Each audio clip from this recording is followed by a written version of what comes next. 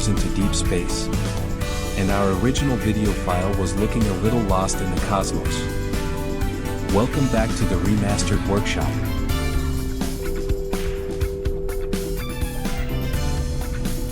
Today, we are overhauling our custom Jupiter Mining Corporation project.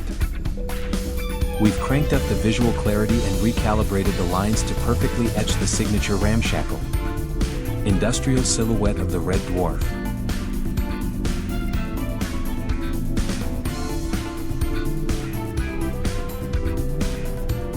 Because this ship design is heavily asymmetrical and textured.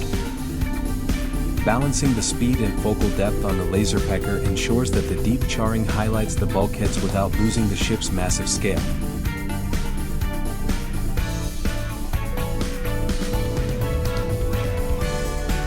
The upgrade is night and day. Clearer pacing, tighter audio tracks, and a contrast that does this cult sci-fi legend justice.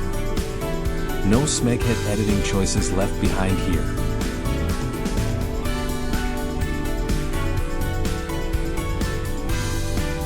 The Red Dwarf Mining Ship, restored and ready for the crew.